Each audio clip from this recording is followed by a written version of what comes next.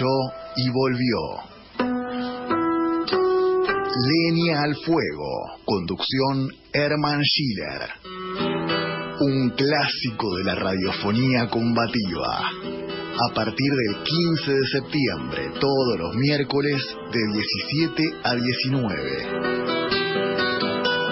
Por AM740, Radio Rebelde.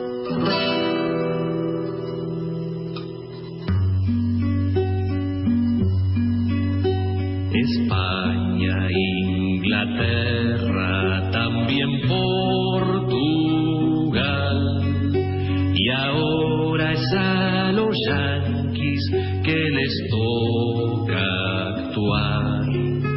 Llevamos ya 2 siglos trabajando al sol, no haciendo otra cosa que cambiar patrón. América Latina ya lo está gritando, es la liberación la que se va acercando, pues hay en nuestros pueblos una inmensa fe. La senda está trazada, nos la mostró el Che. Vamos a nuestras minas a sacar nuestro cobre, vamos a nuestros pozos a sacar petróleo, demos nuestro sudor para sacar plata y estaño, seguiremos esclavos al cabo del año. América Latina ya lo está gritando, es la liberación la que se va acercando, pues hay en nuestros pueblos una inmensa fe. La senda está trazada, nos la mostró el Che. Trabajemos la tierra con tenacidad, pa' que el patrón engorde con felicidad.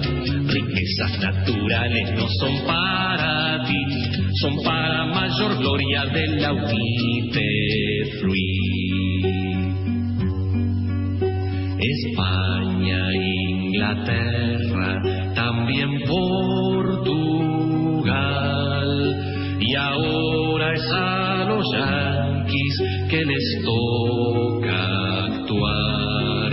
Llevamos ya 2 siglos trabajando al sol, no haciendo otra cosa que cambiar patrón. América Latina ya lo está gritando, es la liberación la que se va acercando, pues hay en nuestros pueblos una inmensa fe. La senda está trazada, nos la mostró el Che. La senda está trazada, un tema escrito en 1968, algunos meses después de la caída en combate del Che en Bolivia. El que canta es Daniel Biglietti, exponente del canto popular y revolucionario de Uruguay, que por su compromiso con las luchas sociales fue perseguido y debió emprender el camino del exilio. La letra es de Jorge Salerno, joven estudiante de agronomía y poeta que se integró al movimiento de liberación nacional Tupamaros en la época en que se luchaba por el socialismo en Uruguay con las armas en la mano. Salerno cayó el 8 de octubre de 1969 durante la toma de Pando, ciudad del departamento de Canelones a 32 kilómetros de Montevideo. Murió desangrándose en medio de un círculo de policías. 2 días después, el diario De Frente señaló que antes de expirar, Salerno alcanzó a gritarle a uno de los policías: «Linda manera de ganarte la vida tenés». el oyente seguramente se percató que sobre el final de la canción se menciona nada más y nada menos que la United Fruit, la tétrica multinacional bananera que en 1954 financió y empujó el golpe de Estado que derrocó al gobierno democrático de Jacobo Arbenz en Guatemala. La senda está trazada es seguramente uno de los mejores temas musicales que denuncia el saqueo imperialista de nuestros recursos naturales. La senda está trazada. 17 horas 10 minutos en la República Argentina. Buenas tardes. 17 de noviembre del 2021. Noveno capítulo de esta cuarta época de Leña al Fuego que conduce quien les habla, Hermann Schiller, ahora por Radio Rebelde AM 740, los miércoles de 17 a 19. Mensajes telefónicos o por WhatsApp 152-690-8496 o 154-417-3069. Anotó bien, por las dudas otra vez, 152-690-8496 o 154-417-3069. Las emisiones anteriores se pueden ubicar entrando a Radio CUT. Llame y opine libremente. 17 horas 11 minutos en la República Argentina y ahora sí nuestros destacadísimos invitados de esta tarde. Julio César Gambina, profesor de Economía Política en diversas universidades públicas del país. Desde hace varios años actúa como asesor de la CTA, Central de Trabajadores Argentinos. Entre los años 2012 y 2013 participó como consultor internacional en el Estado Plurinacional de Bolivia. Es autor, entre otros muchos, del libro El terrorismo de Estado en la Argentina, escrito en forma conjunta con Atilio Borón y el recordado e inolvidable Osvaldo Bayer. Julio César Gambina, buenas tardes y un gusto que estés una vez más en Leña al Fuego. Un gustazo, Herman, compartir contigo y con el otro invitado que no te lo anticipo. Presentalo vos. Claudio Katz, economista, docente universitario, escritor e investigador del Consejo Nacional de Ciencia y Tecnología, o sea, el CONICET. Participa activamente en los foros continentales de impugnación del neoliberalismo, el libre comercio, el endeudamiento externo y la militarización.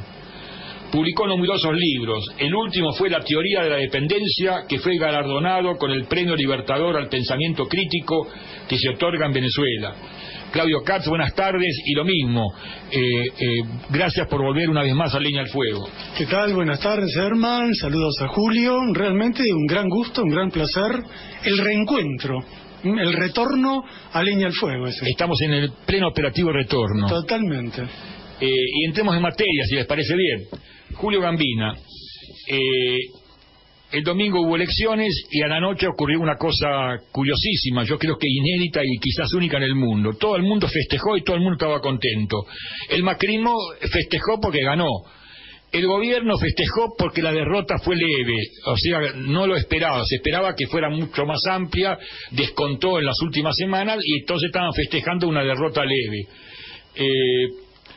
La izquierda tenía muchas razones para festejar, sacó casi 1.300.000 votos, 4 diputados nacionales, diputados provinciales a rolete y concejales a rolete, tenía razones para festejar. El trotskismo de pronto en el único lugar del mundo que pasó de la marginalidad a ser casi un movimiento de masas.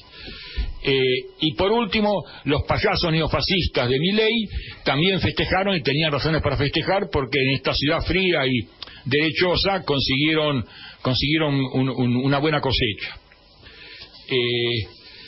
El único que perdió fui yo, que perdí tiempo, pero bueno, es otra historia.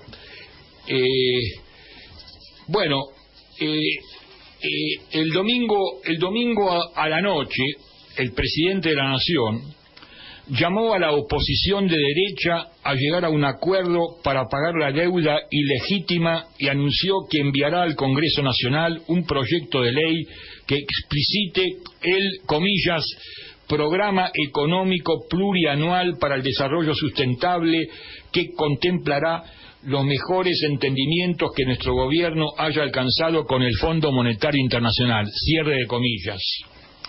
Esto lo dijo el presidente, o sea, hizo un llamado a la oposición de derecha para lograr un acuerdo de la manera de pagarle al Fondo Monetario Internacional.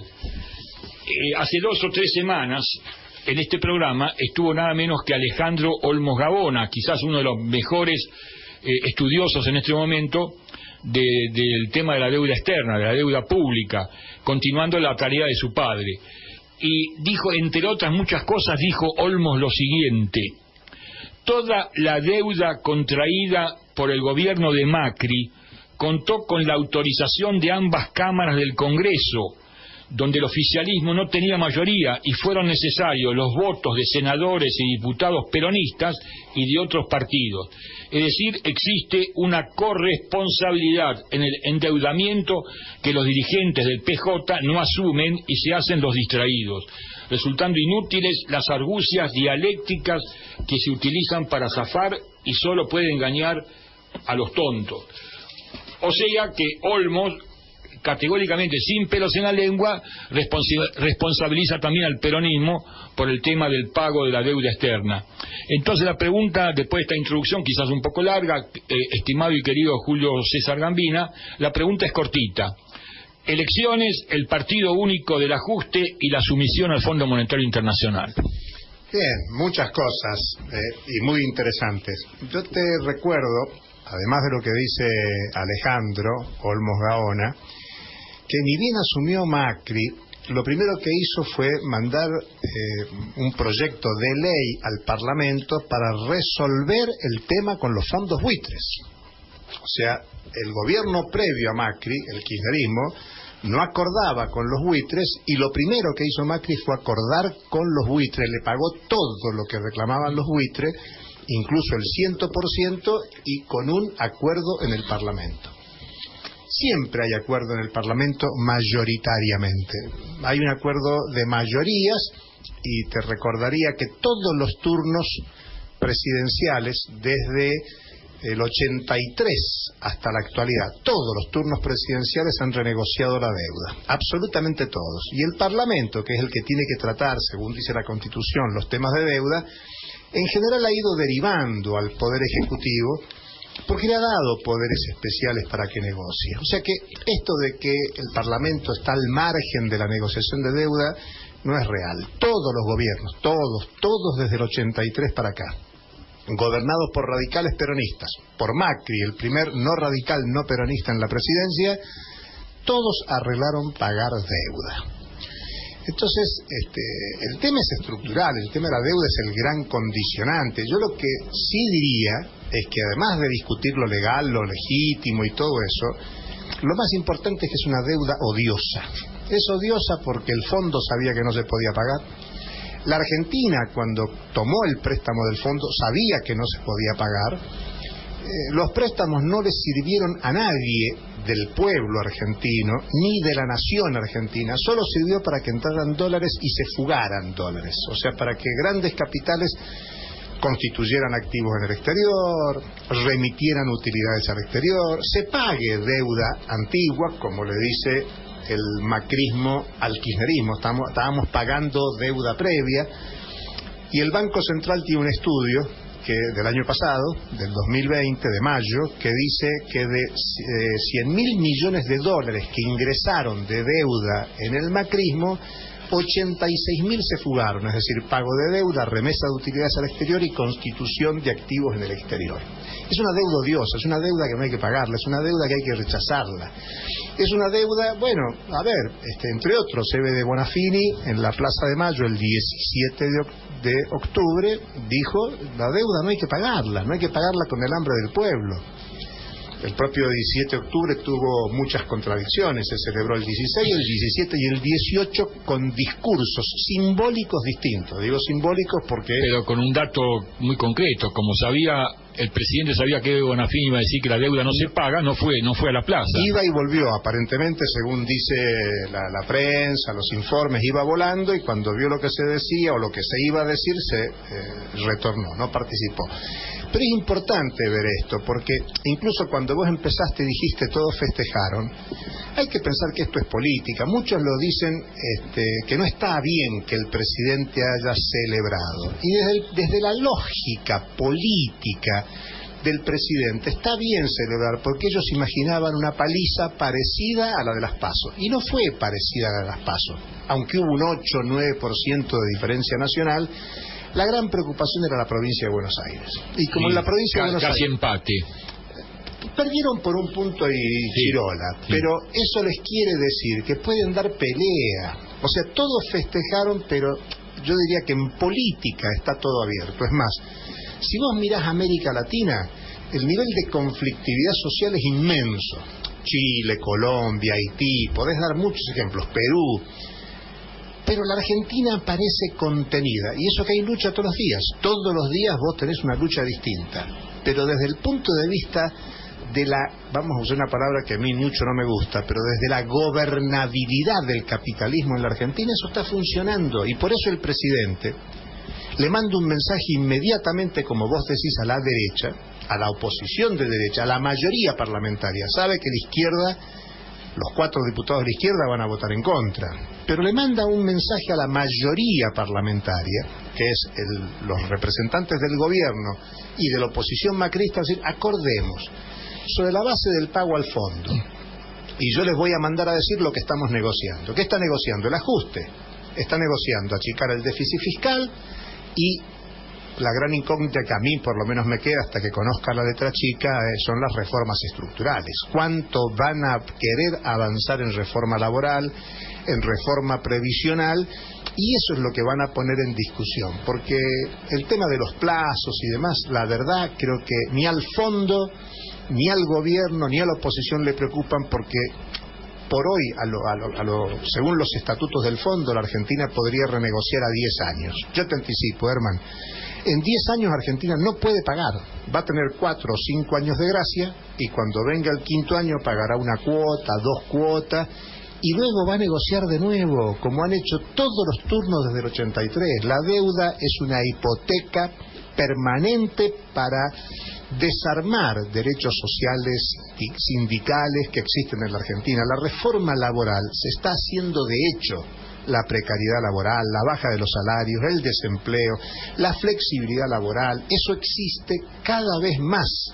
No está todavía legalizado, y por eso hay una fuerte presión para que eso se legalice como una reforma laboral. Son las cuestiones que el fondo pide, entre comillas que el fondo pide, que la clase dominante pide, que los grandes empresarios piden en la Argentina, que los inversores internacionales piden para atraer sus inversiones acá. Cuando vos escuchás a estos personajes mediáticos de la derecha que dicen aquí nadie invierte porque hay mucha rigidez en los convenios laborales, no es cierto, no es la realidad. Lo que pasa es que quieren tener una mayor impunidad para mejorar su perspectiva de rentabilidad de las inversiones, de rentabilidad del capital. O sea que yo te diría a tu pregunta corta, hay una gran complicidad de la mayoría de las representaciones parlamentarias por acordar con los acreedores externos, por no romper con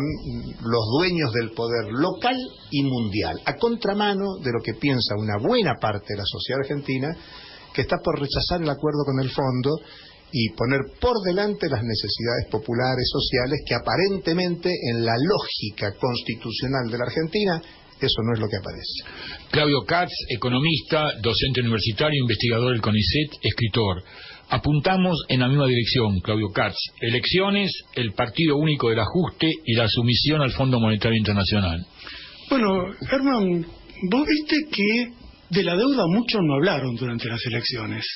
Más bien fue un tema sigilosamente omitido por la mayoría o los grupos más importantes que intervinieron en la elección.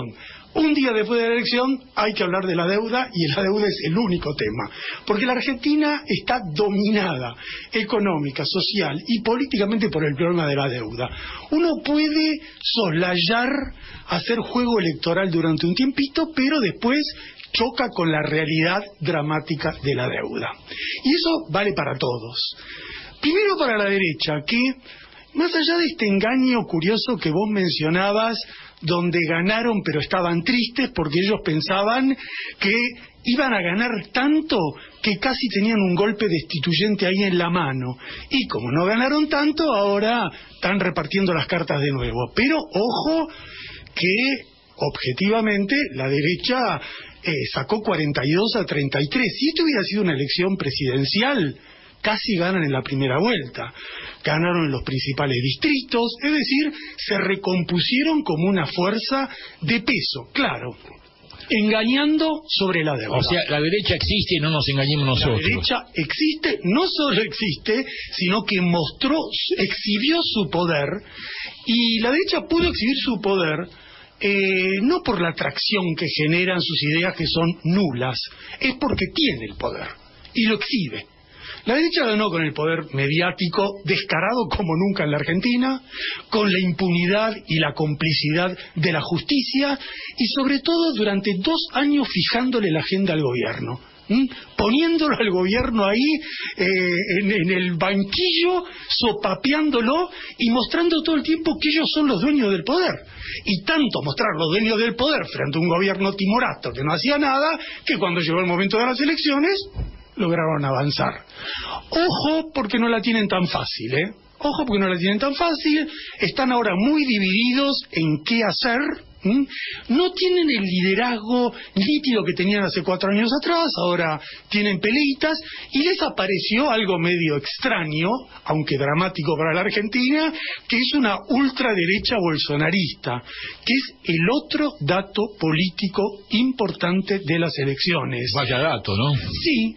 Es un dato minoritario, pero es un dato gravitante. Yo creo que hay que tener cuidado acá.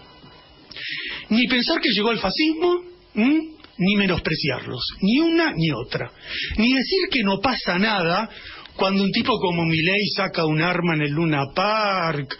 No se priva expert de decir que hay que hacer queso gruyère a los zurdos. A los zurdos, o a cualquier pobre, o a cualquiera que le moleste. Y lo sostiene. Y lo sostiene. Ojo que lo que dice esa derecha en el plano económico... Lo sostiene y tiene mercado para eso. Lo que dice esa derecha en el plano económico son tonterías absurdas, indiscutibles. No tiene pie ni cabeza. Milei es un delirante y Expert dice pavadas, pero ellos sí tienen un programa bolsonarista de represión, de mano dura y de golpear con la fuerza al movimiento social. Entonces, la aparición de esa reacción hay que tomarla como un dato. De la deuda ellos no hablan, porque para ellos hay una catástrofe del país por culpa de lo que gasta el Estado.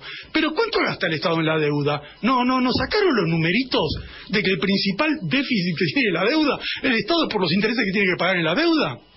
Y después está el tercero, ¿no? El gobierno. Que el gobierno produjo esta cosa un poco rara, que perdió pero que ganó, pero que le salió mal pero que triunfó. Bueno, medio raro, porque en realidad el gobierno perdió, según algunos cálculos, entre 4 y 5 millones de votos en 2 años. Y no es cierto que los perdió porque hubo pandemia. La pandemia influyó. Los perdió porque hubo pobreza, miseria y desigualdad. Esta es la razón. La gente o no fue a votarlo, los que lo votaban, o tomó distancia, y el empate en la provincia de Buenos Aires es un premio consuelo cuando perdiste el Senado, perdiste el dominio que tenía de la Cámara de Diputados, perdiste Santa Cruz y saliste ahí raspando en las provincias que tradicionalmente eran peronistas. Córdoba y Santa Fe. Córdoba y Santa Fe, una paliza enorme. Entonces, el gobierno ha sido castigado y ha sido castigado yo creo que por 2 razones. La primera es porque toleró la miseria, la desigualdad, la inflación, el desastre social que es la Argentina. Lo toleró.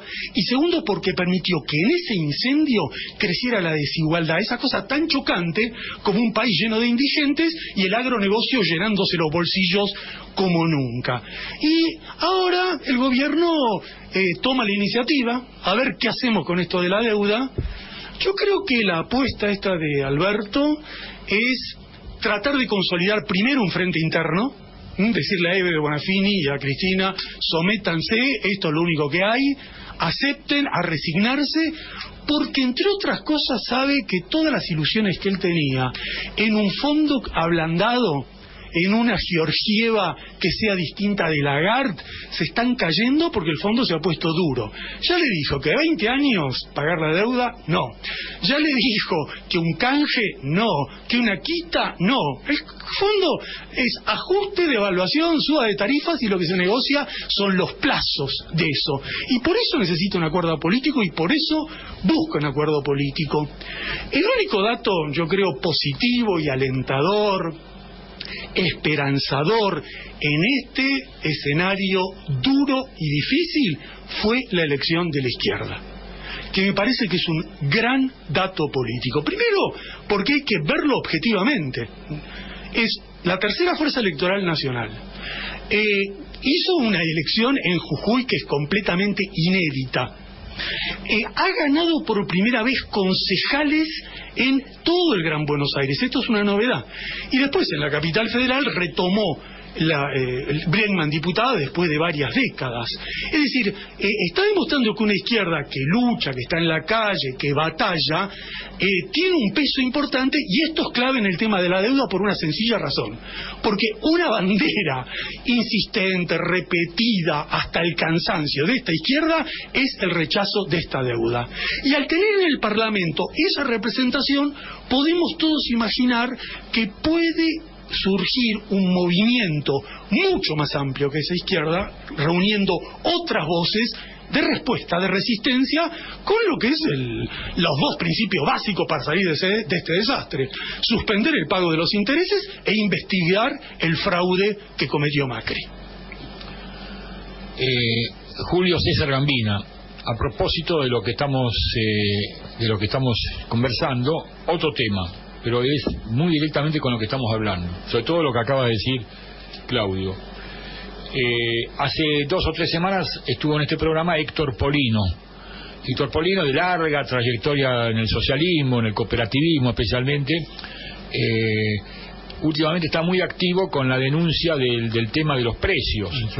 Él es de la inflación. Él preside, es el líder de una organización que se llama Consumidores Libres, que permanentemente nos documenta de cómo está el panorama de la inflación. Hace minutos, diría unos minutos, nos llegó este mensaje chiquito de Héctor Polino. Dice: el congelamiento de precios sigue sin impactar. La inflación se mantuvo alta en las primeras semanas de noviembre. Lácteos y carnes lideraron los incrementos semanales de precios. En una palabra, no hace falta ni siquiera que venga Polino. Cualquiera que va a comprar a cualquier lado se da cuenta que el precio que está pagando en este momento no es el mismo de la semana pasada. No le dan bola a los precios máximos, no hay control. Hay una fragilidad en las autoridades y una enorme debilidad y una gran fragilidad. Reitero esto de debilidad y fragilidad porque estas eran las palabras que se usaban hace casi un siglo para definir a lo que se denominó la República de Weimar. Se denominó la República de Weimar a la Alemania pre-hitlerista que va del año 18 al 33. Y nosotros lo venimos diciendo hace varios meses, pero ahora se puso de moda porque hay algunos referentes y medios con mayor difusión que el nuestro que también lo están diciendo, que esto se parece mucho a la República de Weimar. ¿Por qué? Porque un gobierno débil y frágil dio lugar al horror del nazismo. Estamos frente a un gobierno débil y frágil que ni siquiera puede controlar los precios máximos. Y por ahí lo mencionó Claudio, el tema del payaso fascista que sacó tantos votos. ¿Cuál es el peligro real de que esta derecha se transforme de una derecha liberal o pseudo-liberal a una derecha dura y fascista? Bueno, el tema es preocupante. Yo siempre recuerdo en las elecciones brasileñas, un par de meses antes de las elecciones, le preguntábamos a amigos brasileños qué pasaba quién era este Bolsonaro, que casi nadie lo conocía. Y muchos nos decían, bueno, acá en Brasil, imposible que gane Bolsonaro. Estoy hablando de 30, 60 días antes de ganar. Y sacó 55 millones de votos. Entonces, yo coincido con lo que dice Claudio, hay que estar muy atento, hay que prestarle mucha atención. Aquí en la ciudad de Buenos Aires, Milei sacó el 17%. Y hace 3-4 meses nadie le daba bola. Y en las PASO sacó, si yo no me equivoco, un poquito menos del 15%. O sea que creció de las PASO a estas elecciones. Lo mismo Esper. Esper te dice, en la elección del 19 sacamos un poquito más de 100.000 votos en la provincia de Buenos Aires y ahora más de 600.000 votos. O sea que son cifras considerables. De paso también agrego lo que señaló Claudio de la izquierda, porque hay que llamar la atención que en la ciudad de Buenos Aires, entre Bregman, que entró como diputada, el FIT-U, y Zamora es más del 11% de los votos. Entonces, el voto de la izquierda en la ciudad de Buenos Aires es para tenerlo en cuenta. Y tengamos en cuenta que mucha gente que es de izquierda en serio creyó conveniente votar al gobierno. Sí, para tratar de frenar lo otro. Sí, y eso, claro. Y no solo en la ciudad de Buenos Aires. Por eso a mí no me gusta, no estoy de acuerdo con quienes hablan de una derechización de la sociedad argentina. Lo que hay es una visibilidad más clara de una derecha explícita. De hecho, eso lo era Macri antes de que aparecieran estos personajes. Pero incluso Macri en campaña electoral se reunió con Milei. Y Milei dijo, Macri no es casta. Todos los demás son casta. O sea, mostró un vínculo. Macri, Bullrich, lo que se llama los halcones del PRO, reuniéndose con Milei y planteando la perspectiva de una alianza. Yo coincido que hay que preocuparse, hay que llamar la atención de eso, pero la Argentina tiene una dinámica de organización social popular muy grande y una tradición histórica de lucha, donde no va a ser sencillo que avancen. Recordemos, la elección de medio término en el 17 envalentonó al macrismo y se largó a la reforma previsional, que fueron las grandes batallas de diciembre del 2017, y se abortó la reforma previsional y la reforma laboral y desencadenó 2 años que ni siquiera con los 45.000 millones de dólares del Fondo Monetario Internacional pudieron lograr su objetivo, por la dinámica popular. Esa es la gran incógnita, yo diría. Yo coincido que se vienen 2 años, sobre todo si de acuerdo con el Fondo Monetario, de querer avanzar con la política de ajuste. Y este 45% de pobreza, esta flexibilización laboral, esta caída de los salarios va a quedar chica. O sea, la presión sobre las trabajadoras y los trabajadores va a ser brutal. Ahora, el nivel de conflictividad social también. Por eso es importante la dinámica de lucha política institucional en el Parlamento, pero yo le prestaría mucho más atención a la dinámica de lucha de clases cotidiana en términos de conflictividad, en términos de organización popular. Va a ser bueno que en el Parlamento tenga más fuerza una voz crítica al Fondo Monetario Internacional, pero la dinámica del movimiento popular de confrontación contra el Fondo y la política de ajuste me parece que es lo que le va a poner en serio un freno al avance de esta derecha fascista, o como se la quiera llamar. A propósito de lo que está diciendo Julio Gambino, Claudio Katz, economista y investigador del CONICET, entre otras cosas. Enero de 1933, Adolfo Hitler asume el poder. Y asume el poder no con golpe de Estado, como creen algunos, asume con elecciones. No fue la mayoría absoluta, como destacaba siempre Osvaldo Bayer, pero fue millones de personas lo votaron. Pocos meses después, un gran sexólogo, rescatado después por el Mayo francés, Wilhelm Reich, escribió un libro muy polémico y muy interesante, se llamaba Las masas en el fascismo, donde trató de explicar por qué las masas que antes votaban a la izquierda, votaron en enero del 33, votaron al nazismo. Algunas décadas después, otro alemán, Daniel Goldhagen, escribió un libro voluminoso que causó muchas polémicas y controversias en Alemania. El libro se llamaba Los verdugos voluntarios de Hitler, donde culpaba al pueblo alemán, no a las cúpulas, al propio pueblo alemán de haber posibilitado, de haber facilitado el ascenso del horror nazi. Y todo esto viene a colación porque nos encontramos el domingo, y ya venía de antes, con millones de pobres que en Argentina votaron por la derecha. Millones de pobres votaron por la derecha. Y la pregunta es ¿por qué? ¿Por qué millones de pobres votaron por la derecha? Porque siempre en las situaciones dramáticas, una parte de los pobres son capturados por la ultraderecha como ariete para atacar al resto de los pobres. El fascismo, en la historia del fascismo, son masas desesperadas que no encuentran respuestas tradicionales, y la derecha, con todo su aparato, busca los canales para utilizar ese descontento.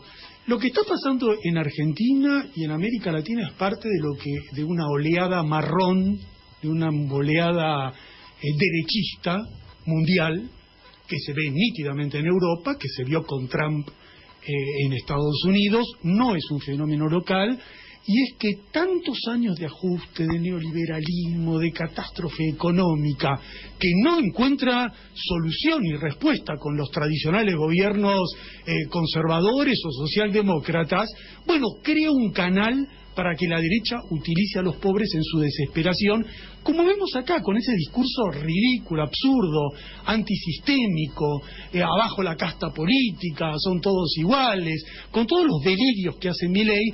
Pero ojo, porque Milei está construido. No es un loquito que apareció así nomás. Es una construcción de los medios de comunicación durante un largo tiempo. Son fundaciones internacionales, estadounidenses y sobre todo ahora de Vox de España, que han armado en América Latina un entramado de organizaciones fascistas.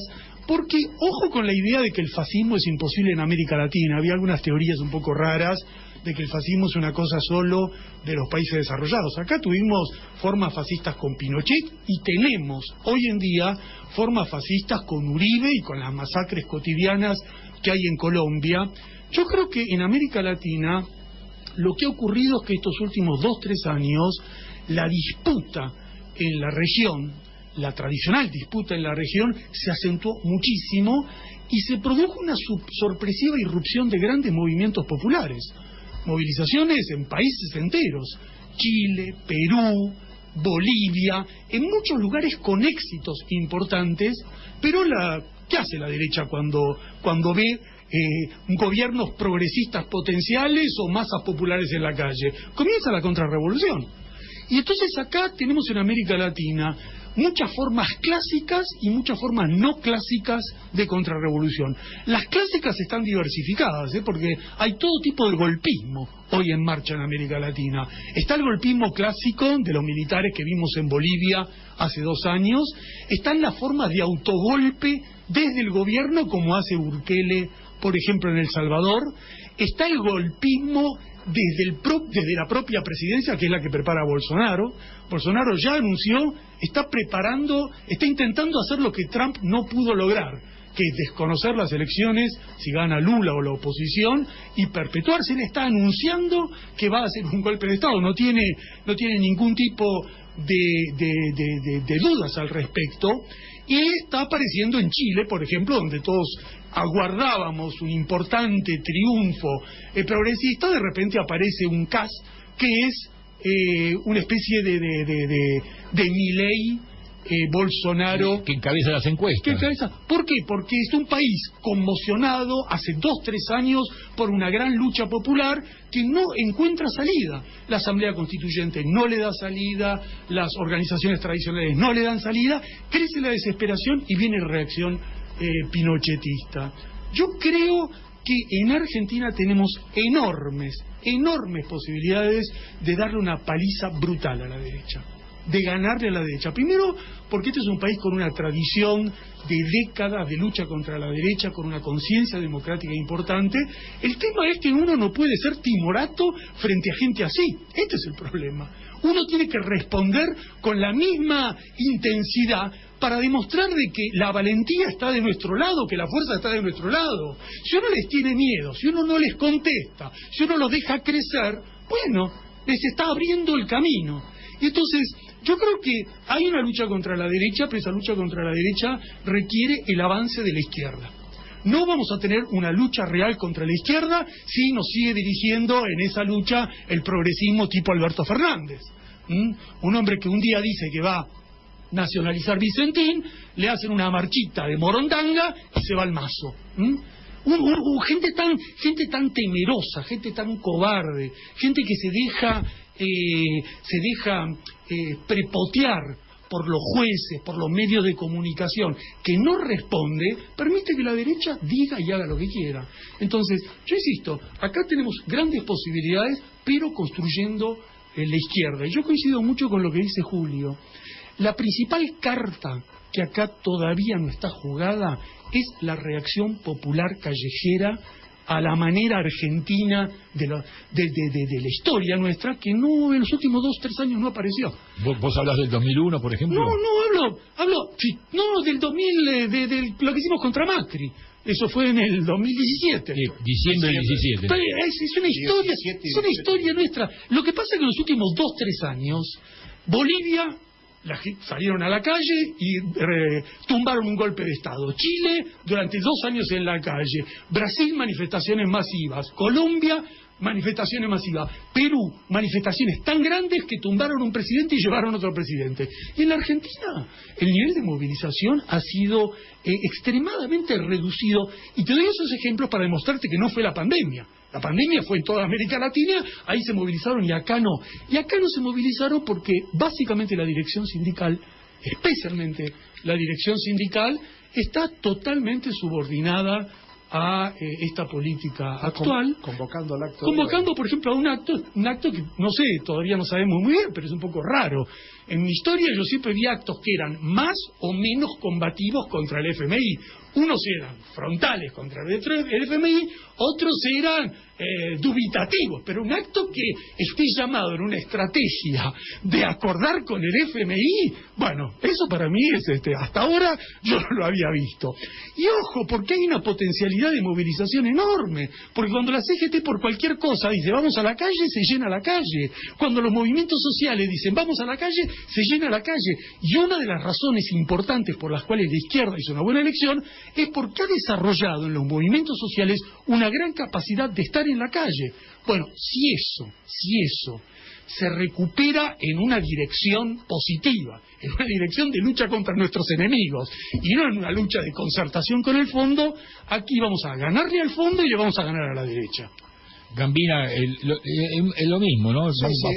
Los pobres con hambre y que votan a la derecha. Sí, mira, incluso avanzando en lo que dice Claudio, y es entusiasmante el entusiasmo que le pone Claudio a una perspectiva cuando dice le vamos a ganar a la derecha. Y es bueno definir quiénes somos los que le vamos a ganar a la derecha. Yo te cuento una conversación que teníamos con algunos dirigentes del FITU antes de la elección, donde un grupo de personas les decíamos que íbamos a votar al FITU, aún no coincidiendo con muchas cuestiones, y planteamos el desafío que tiene la izquierda institucional, la izquierda partidaria que tiene representación ahora 4 diputados en el Parlamento, que es constituirse una izquierda más amplia que la unidad trotskista. Porque es muy importante lo que ha logrado el trotskismo. Es el tema ese, ¿no? Bueno, por eso digo, el tema. A mí me parece muy importante, yo coincido con el entusiasmo de Claudio. Creo que en esto no hay que ser, en política no hay que ser ni optimista ni pesimista. Hay que construir la mayoría. Y la izquierda tiene que constituirse en un proyecto de mayoría para ser visible hasta para los pobres, porque el problema de los pobres, ¿por qué vota la derecha? Bueno, porque se toman de cualquier salvavidas que le ofrezca algo. Pensemos en la hiperinflación alemana, vos te fuiste al 33. ¿Cuáles eran, incluso de la República de Weimar? ¿Qué pasaba en el 18? Bueno, fracasó la revolución soviética socialista a un año de la Revolución de Octubre del 17. La Revolución Soviética en Alemania. Claro, y fueron asesinados los principales dirigentes de la Revolución y la izquierda alemana. Rosa Luxemburgo, Clara Zetkin y tantos otros, ¿no? Bueno, entonces, por eso está bien que vos traigas lo de Alemania. Vos tenías en el 17-18 una perspectiva esperanzadora, que era la perspectiva de la revolución socialista en el mundo, e incluso eso creció. Y hay que hacerse cargo que la izquierda mundial, pensemos lo que pensemos de la Unión Soviética, cuando cayó el muro de Berlín y se desarticuló la URSS en el 91, lo que tuviste un desarme en el imaginario popular social de una perspectiva socialista. Pregunta: ¿los pobres en la Argentina pueden ver una perspectiva de solución a su cotidianeidad? Alimentación, salud, educación. Con la izquierda tiene que transformarse en una expresión de poder en la Argentina. Está muy bueno ser tercera fuerza, dice Claudio. 6% de los votos. Es bueno, es muy bueno, pero es muy poco para ser una expresión de poder que dispute y transforme la cotidianeidad. El drama de la Argentina, con toda la potencia que tiene la Argentina, pensar en un nivel prácticamente de la mitad de la población en pobreza. Hay partes de la Argentina donde hay 60 y 70% de población bajo la pobreza. Es un nivel indignante de empobrecimiento. ¿Quién le da solución a la pobreza? Es más, recordemos cómo se ha combatido la pobreza en la Argentina. Vos mencionaste el 2001. La solución inmediata para sacar a las organizaciones populares de la calle fue el plan Jefes y Jefas de Hogar.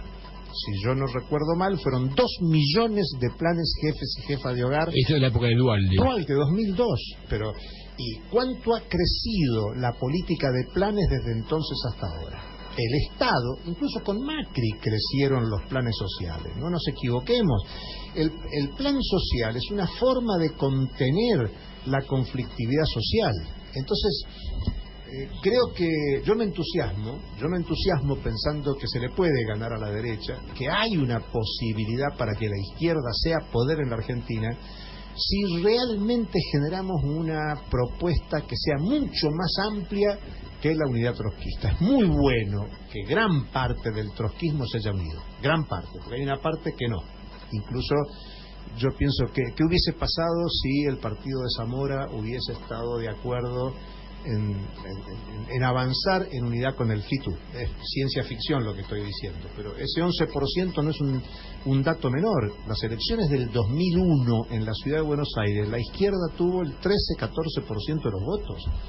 Quiere decir que hay un nivel de 11 a 13, 14, 15% de voto para la izquierda, vamos a llamarle dura, en plano institucional. O sea que es una base social importante para hablar de Buenos Aires.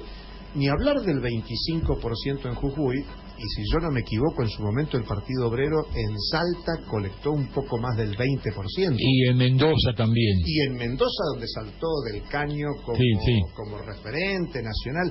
O sea, hay muchos antecedentes, pero lo que yo quiero señalar es que la izquierda perdió representación y visibilidad en el movimiento popular mundial, no estoy hablando de la Argentina, y por eso fue tan importante que en América Latina apareciera Venezuela en alianza con Cuba, que apareciera Bolivia, y todo este imaginario de socialismo siglo XXI, socialismo comunitario, aunque no era claro a dónde apuntaba, qué se quería decir, reinstaló la perspectiva del socialismo.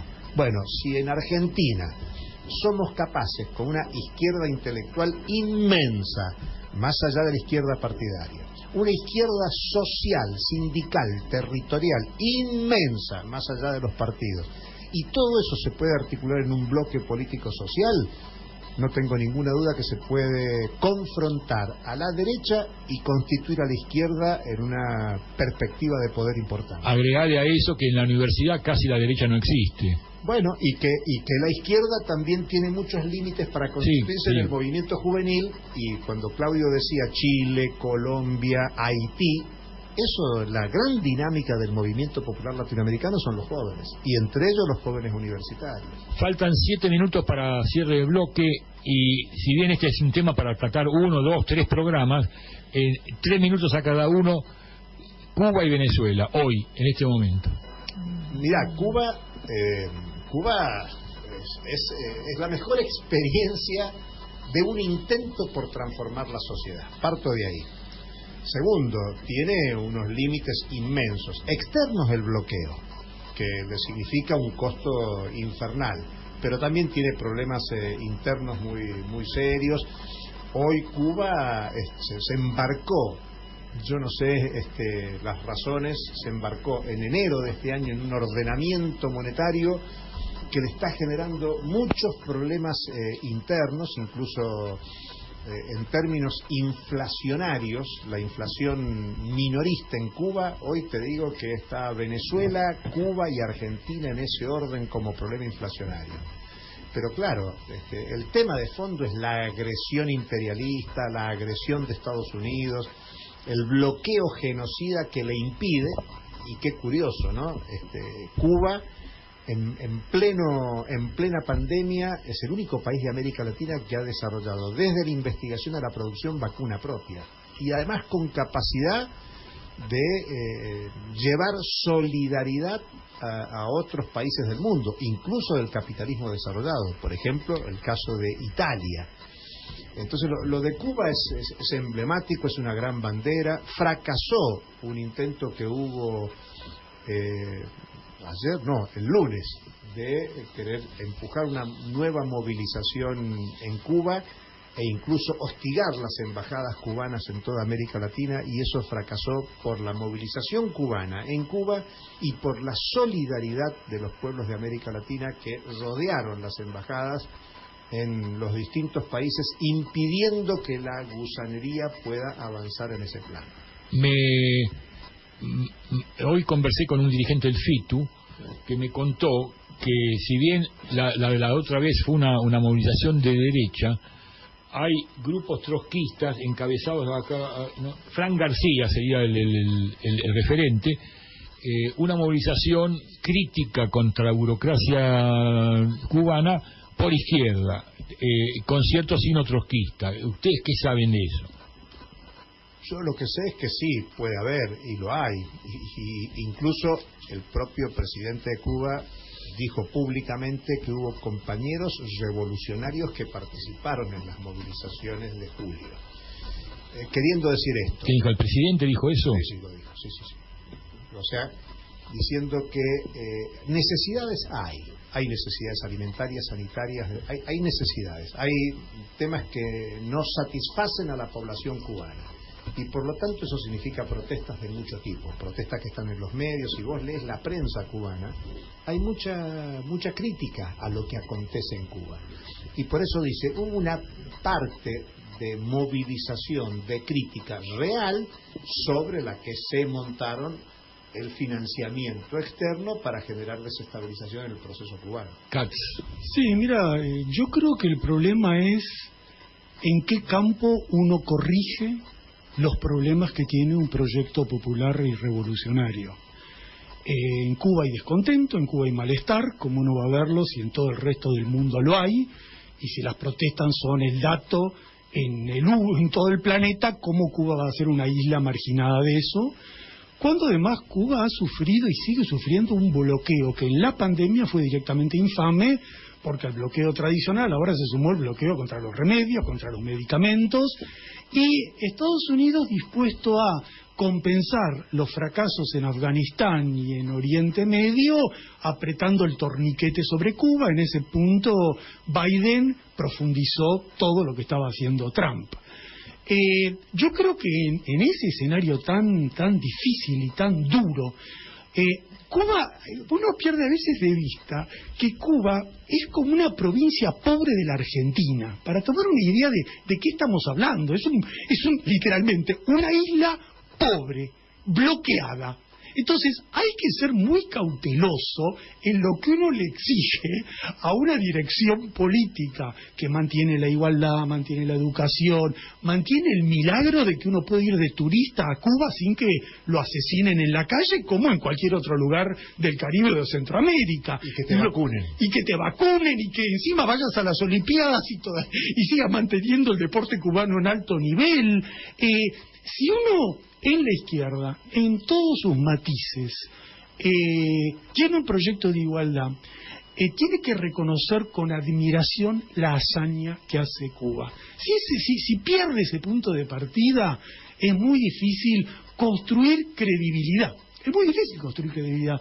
Cuando alguien le pregunta, bueno, pero vos, candidato de tal partido, ¿cuál es tu modelo? Bueno, no hay un modelo, pero yo sí puedo tomar ejemplos que los tomo como propios. Entonces uno puede decir, sí, la educación cubana, la salud cubana es un ejemplo que yo tomaría para construir en Argentina. Y eso me da credibilidad en el plano político en el país. En ese sentido yo celebro mucho lo que vimos esta semana, que Julio lo mencionó. Yo estuve el lunes en la Embajada de Cuba, éramos nosotros, una amplia mayoría, frente a un grupo de lunáticos. Estaba Casero, infaltable el lunático, en el lado de la derecha, pero no en Argentina, en todo el mundo fracasó. ¿Eran muchos los de la derecha? No, eso es lo que te estoy diciendo. Eran un grupo, eran caseros, o sea, era un grupo de gente que le falla el ABC del cerebro, digamos, ¿no?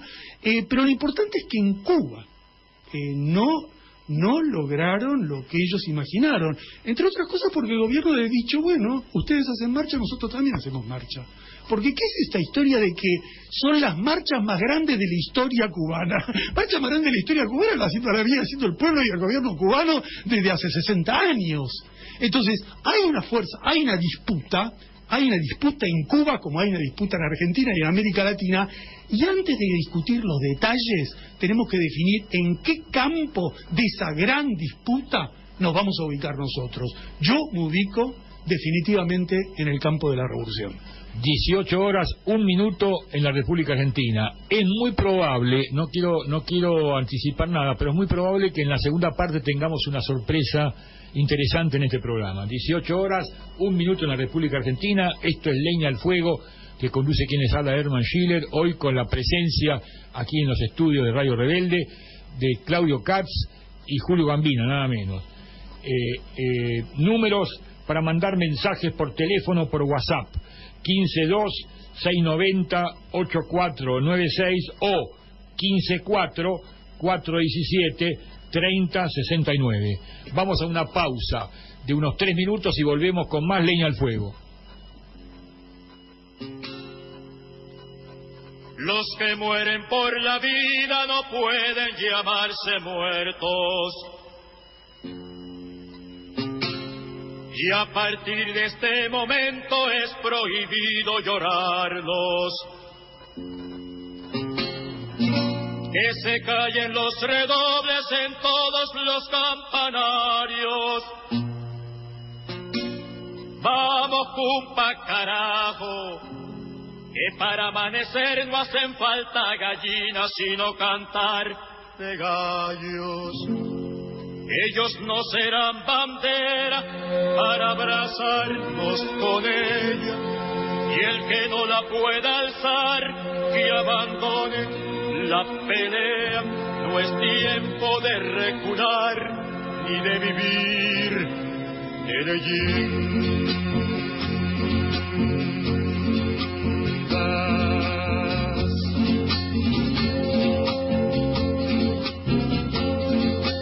Canta, compañero, que tu voz sea disparo, que con las manos del pueblo no habrá canto desarmado. Canta, canta, compañero, canta, canta, compañero, canta, canta, compañero, que no calle tu canción. Si te falta bastimento, tienes ese corazón que tiene latir de bombo, color de vino ancestral, Viene tu cueca de lucha cabalgando un viento austral. Canta, canta, compañero, canta, canta, compañero.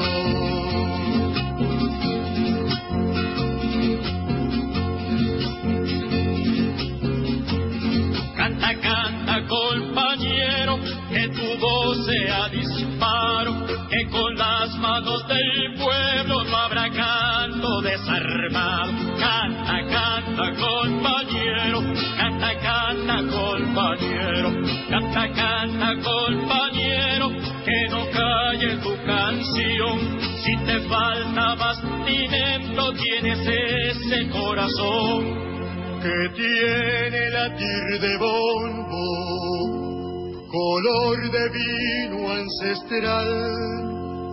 Viene tu cueca de lucha, jineteando un viento austral. Canta, canta, compañero, canta, canta, compañero. Los que mueren por la vida no pueden llamarse muertos. Canta, canta, compañero, canta, canta, compañero.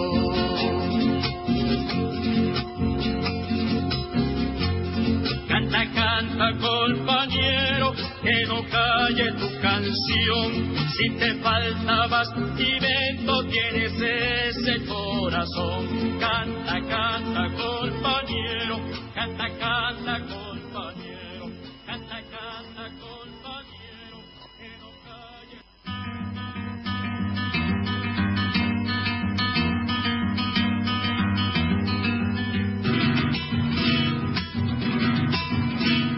Que vivan los estudiantes, jardín de las alegrías. Son aves que no se asustan de animal ni policía, y no le asustan las balas ni el ladrar de la jauría. Caramba y zamba la cosa, que viva la astronomía. Me gustan los estudiantes que rugen como los vientos cuando les meten al oído sotanas o regimientos. Pajarillos libertarios igual que los elementos. Caramba y zamba la cosa, que vivan los experimentos. Me gustan los estudiantes porque levantan el pecho cuando les dicen harina sabiéndose que es afrecho, y no hacen el sordo mudo cuando se presenta el hecho. Caramba y zamba la cosa, el código del derecho.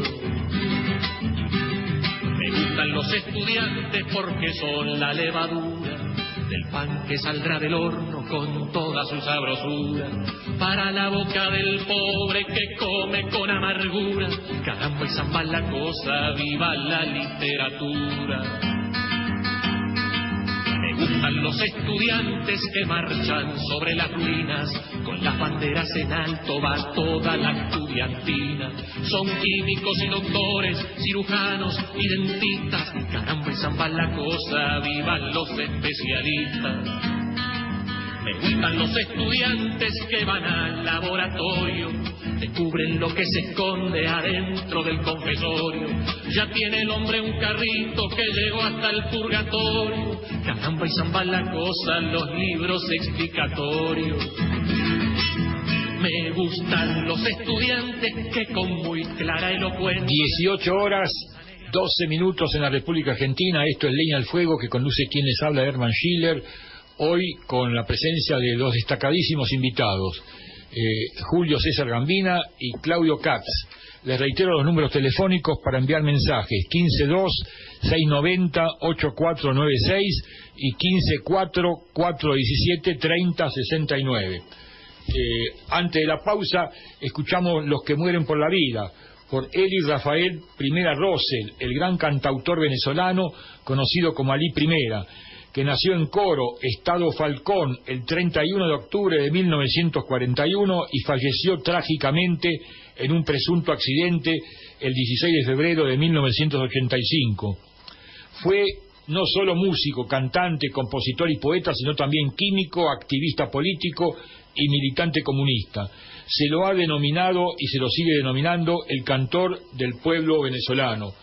Y cuando volvimos de la pausa, acabamos de escuchar Me gustan los estudiantes, en la voz del uruguayo Daniel Biglietti. Este tema fue escrito en 1964 por la inolvidable Violeta Parra, cantautora chilena que nació en 1917 y se suicidó 50 años después. La segunda estrofa de este tema generó muchas controversias. Es la que dice: me gustan los estudiantes que rugen como los vientos, cuando les meten al oído sotanas y regimientos. Esta estrofa fue muy criticada por la derecha chilena y hubo algunos cantantes que se avinieron a eliminarla. No fue el caso ni de Violeta Parra, ni de Daniel Biglietti, ni de la propia Mercedes Sosa, que siguieron mencionando a las sotanas y los regimientos. Me gustan los estudiantes. 18 horas 14 minutos en la República Argentina, y ahora la voz de los oyentes. Isabel Durán: para Claudio Katz, muchos votaron al FITU para enfrentar a la derecha en las PASO y ahora votaron al Frente de Todos porque dicen que si no pagamos la deuda nos quedaríamos sin tecnología. ¿Qué podría responder Katz a esos miedos? Bueno, dos cosas. Primero, que no hubo tanto giro en materia de votantes. El FIT volvió a ser una elección tan o más grande que las que hubo en las PASO. Yo digo que no, me parece que el FIT mantuvo más de lo que recuperó el peronismo, así que esa comparación la veo dudosa. Pero el centro de la cuestión, efectivamente, lo novedoso en la Argentina es que la campaña del miedo sobre la deuda no la hace solo la derecha. Tradicionalmente estamos acostumbrados que si no se paga la deuda estamos al borde de la catástrofe general. Eso lo dicen los medios de comunicación, conservadores, derechistas, Milei, Vidal, Macri. La novedad de el último año es que ese discurso está cada vez más presente en las figuras mediáticas del gobierno, que dicen que lo peor que le puede pasar a la Argentina es algún tipo de suspensión de pago de la deuda. Ahora, el primer problema que tiene eso cuando lo dice alguien que es kirchnerista es que se olvida de la propia experiencia de la Argentina, de Kirchner. Se olvida que en la Argentina el Parlamento declaró en el 2001 la cesación de pago de la deuda, porque no se podía pagar. En la breve presidencia de Rodríguez A. ¿Por qué razón? Porque no se podía pagar, ¿no? Y ese default de la deuda duró unos 4 o 5 años. El 2005. Los 5 años. Sí, 4 años. Durante 4 años la Argentina no pagó la deuda. 2005 y después hubo 3 años de gracia. Y después más o menos 5 o 6 años no se pagó. En esos 5 o 6 años que no se pagó, se produjo el famoso crecimiento explosivo del PBI del cual tanto habla el kirchnerismo. Creció el empleo, se recuperó la producción, y una de las razones fue el alivio que tuvo la Argentina en materia de pagos de la deuda, que además, al no pagar durante un tiempo tan prolongado, se desvalorizaron los bonos que tenían que cobrar los bonistas, y cuando se negoció con ellos el canje, Argentina pudo negociar con ellos el canje desde una posición de fuerza, porque los bonos estaban aplastados. Entonces, cuando se dice esto es imposible, y hay que buscar ejemplos raros: Alemania en la posguerra, Irak cuando después de la invasión estadounidense. Hay un ejemplo reciente, coyuntural, acotado, de la Argentina, que no pasó nada, al revés, el país se benefició. Pero además, en el escenario actual, toma 2 o 3 cuestiones. Primero, la Argentina tiene un excedente comercial como nunca. Tenemos los mejores términos de intercambio de los últimos 20 años. Porque exportamos mucho a altos precios y por la recesión se importa poco. La Argentina tiene recursos, tiene ingreso de dólares potencial. El turismo es al revés, está trayendo dólares, donde están yendo los dólares. Entonces, recursos la Argentina tiene para aguantar un proceso de soberanía financiera. ¿Qué nos puede pasar? Que no nos preste el mercado mundial. ¿Hace cuánto que la Argentina no? La última vez que nos prestó el mercado mundial fue a Macri, y fíjate lo que llevó que la Argentina. Sería un gran logro para la Argentina que no le presten en las condiciones que suele recibir la Argentina, porque a la Argentina nunca le van a prestar barato, nunca. Eso es una ilusión. A la Argentina siempre le van a prestar caro porque ha sido defolteador de su deuda durante muchos años. Entonces, podemos tener un superávit comercial fuerte, podemos tener dólares. ¿Nos van a embargar la embajada? ¿No van a embargar? ¿Qué no van a embargar? Si no valen nada los activos que tiene la Argentina en el exterior en relación al problema que tiene el fondo. Y termino con una cosa. ¿Sabés esta vez el problema de quién es? No de los bancos. Porque uno dice, el problema no. Esta vez el problema del fondo. El fondo hizo una estafa a sus estatutos, a sus normas, a su funcionamiento, que está tratando de oscurecer. Por eso Lagarde voló y vino Georgieva. Ellos tienen que ocultar que lo que hicieron es violar todas sus normas. Entonces la Argentina tiene condiciones de todo tipo, geopolíticas, internacionales, nacionales, para ponerse firme y decir siempre una cosa básica: investiguemos primero y después conversamos. Investiguemos qué fue esto. Veamos esa fuga de capitales, o una última, recuperemos el dinero de la fuga de capital, todo lo que se llevaron, y negociemos con quien sea diciendo, bueno, acá está la plata primero. Tenemos un oyente en Berlín que nos escucha siempre.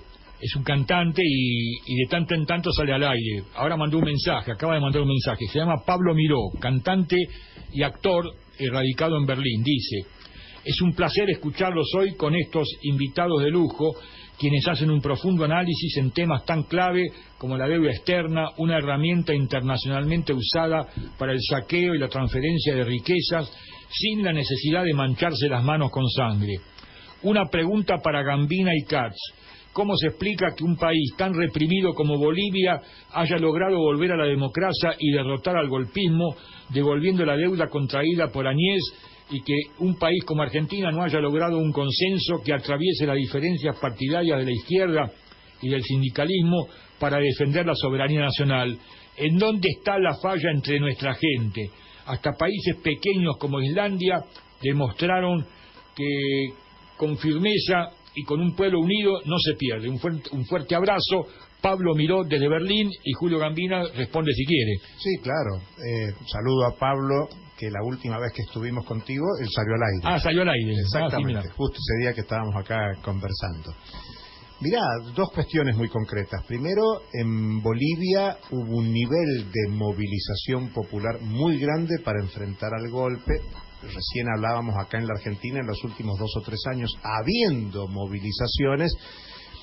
La principal apuesta ha estado en el proceso electoral, en que se ganaran las elecciones contra Macri en el 2019, y por lo tanto no había una estrategia de poder. En la Argentina falta una estrategia de poder. La segunda cuestión es que cuando Bolivia le devuelve el dinero al fondo es porque Bolivia no había usado el dinero del fondo. El fondo le hizo un préstamo a Bolivia. Bolivia tenía el dinero que le prestó el fondo en derechos especiales de giro, y cuando Lucho Arce, presidente de Bolivia, devolvió ese dinero, lo tuvo que devolver con penalización, porque le exigieron que lo devolviera en derechos especiales de giro, que es, por la devaluación del dólar tuvo que pagar más.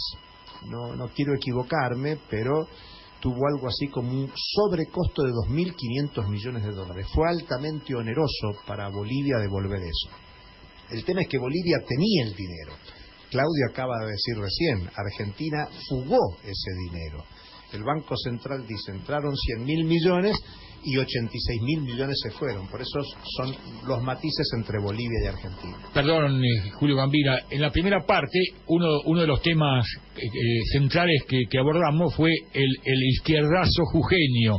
El izquierdazo jujeño que ha conmocionado no solamente a la Argentina, sino que se está comentando en el mundo. Jujuy eligió al primer diputado trotskista nacional que va a entrar al Parlamento, un trotskista jujeño. Y lo tenemos en este momento en el aire, y esa es la sorpresa de la que hablé antes de terminar el primer bloque. Alejandro Vilca, buenas tardes, es un gusto, un honor para mí, para Hermann Schiller, que conduce este programa, conversar contigo. Buenas tardes. ¿Qué tal? Muy buenas tardes, ¿no? Un saludo grande, y el gusto también es mío, ¿no? La verdad que una ocasión muy especial, y bueno, estamos un poco contentos, pero bueno, o sea, la idea es poder compartir este triunfo histórico, ¿no?, para la clase trabajadora jujeña.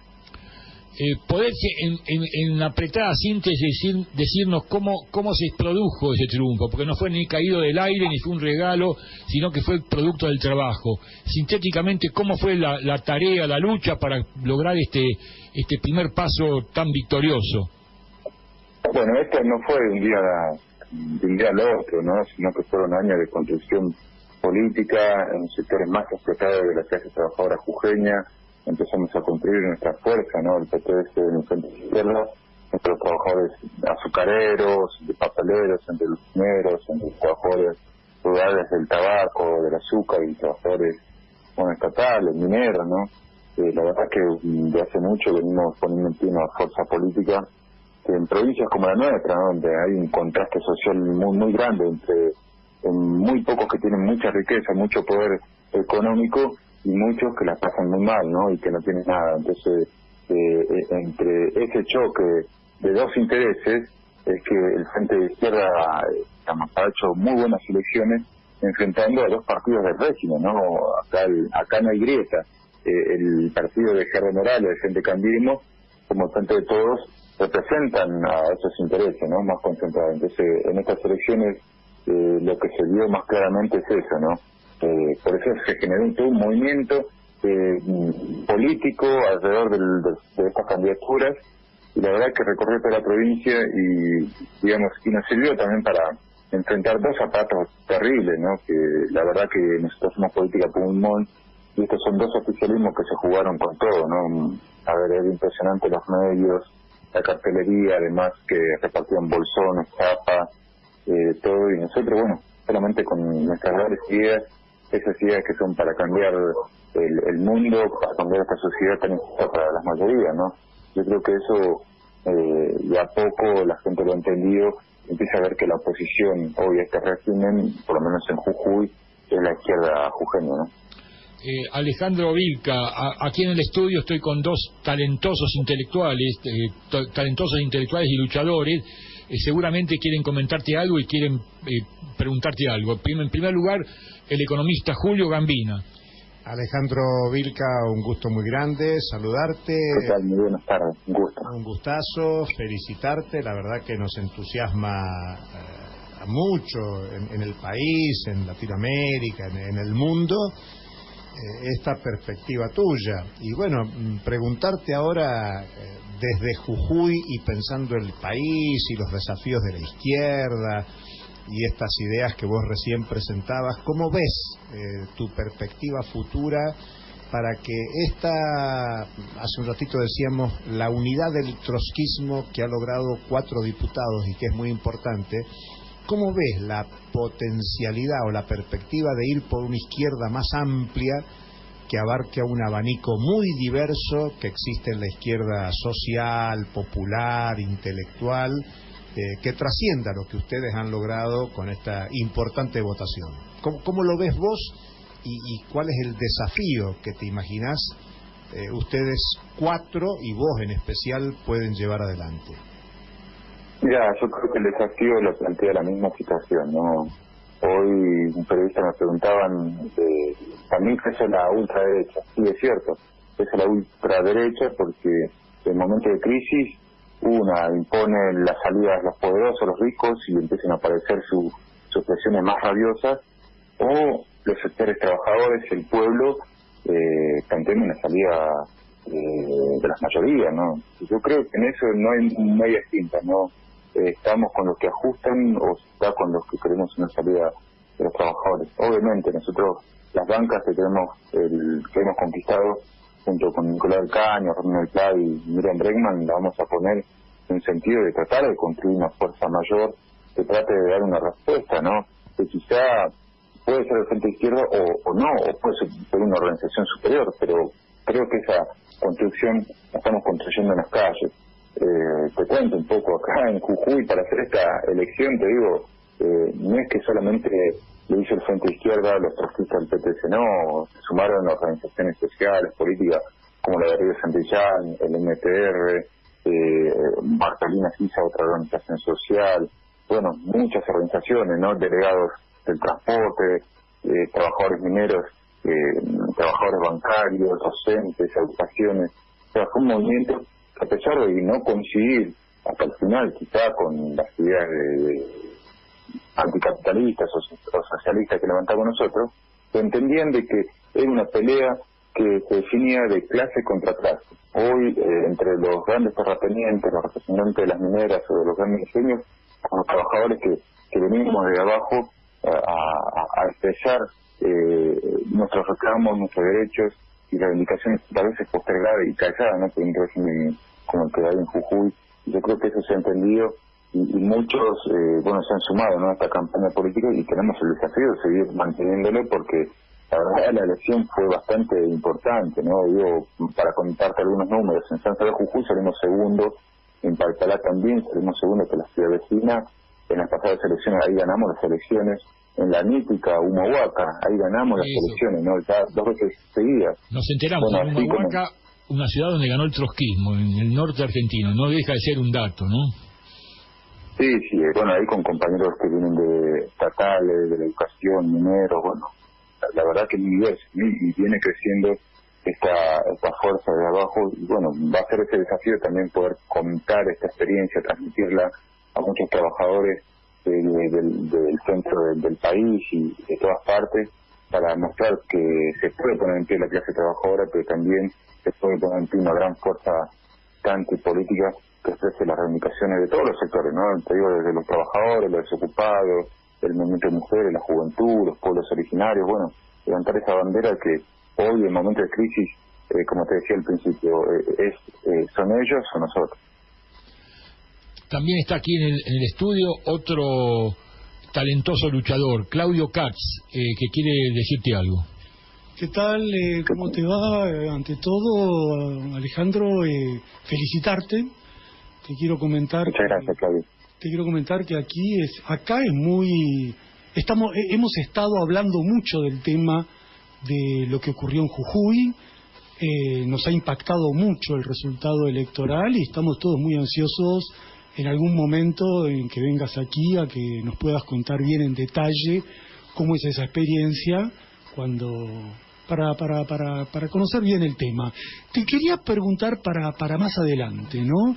Estamos conversando muchos entre nosotros el tema de la deuda como problema central de la Argentina, cómo resistir este saqueo de la deuda. 2 preguntas. Ahí también es un tema discutido con intensidad, y cómo ves la idea de avanzar todos en gestar un gran movimiento de oposición, de rechazo a este convenio servil con el Fondo Monetario. Bueno, nosotros claramente vemos que hay que oponer, ¿no? La verdad que ya venimos de un ajuste. Todo este tiempo se viene ajustando, metiéndole la mano al bolsillo a los jubilados, desde Macri, Alberto Fernández, el supuesto de ajuste, y ahora se vuelve, ¿no, a instalar esto, ¿no?, un financiamiento de la deuda externa, ajustes, reforma laboral. Siempre los platos rotos parece que los tiene que pagar el pueblo, ¿no? Entonces nosotros creemos que acá hay una deuda más importante que con el pueblo, ¿no?, con los trabajadores, con los jubilados, con los niños, que hay un 60% bajo la línea de pobreza. Entonces esto no lo podemos permitir, ¿no? Entonces yo creo que si hoy creemos que no hay que, ni siquiera podemos ponerle sobre la espalda del pueblo trabajador la deuda que creó Macri, ¿no? Entonces para nosotros eso no va, obviamente hay que rechazarla, vamos a estar en la primera línea, ¿no? Porque creo que también lo interpreto a la deuda como una nueva cadena de colonial que se ha hecho desde los organismos como el FMI o el Banco Mundial, u organismos financieros sobre la Argentina, como históricamente lo hizo el imperialismo sobre Polonia, ¿no? Y lo interpreto así, ¿no? Creo que hay que romper con la deuda, pero sobre todo me parece que hay que poner la prioridad en la deuda más importante, ¿no?, con nuestro pueblo. En medio de esta alegría, una pregunta quizá polémica, no sé si es polémica, pero soy periodista y tengo que formularla. ¿Cómo es tu relación y la relación del FITU con el tema Milagro Sala allí en Jujuy? Mira, nosotros no tenemos ningún vínculo, ¿no? La verdad, ella se declara públicamente kirchnerista, está parte, creo que del Partido Justicialista, del Frente de Todos. no tenemos tenemos diferencias políticas, estratégicas, pero sí entendemos de que hay una política del gobierno provincial que la ha utilizado como chivo expiatorio para judicializar la protesta social, ¿no? Esto de avanzar sobre los derechos de los trabajadores y el pueblo. Bueno, Gerardo Morales fue muy pillo, ¿no? Copó la justicia provincial con militantes radicales, utilizó un código contravencional muy reaccionario redactado por el PJ y lo terminó aplicando él. Así persiguió a todos los luchadores, a todos los dirigentes opositores, incluso nosotros tenemos causas abiertas, muchos compañeros nuestros. Hoy es difícil avanzar sobre o salir a algún reclamo en la calle porque ya te arman causas o contravenciones, ¿no? Entonces un periodista le contaba que el 12 de octubre bajaron las comunidades originarias a reclamar, bueno, históricamente, ¿no? Las tierras y el agua, ¿no?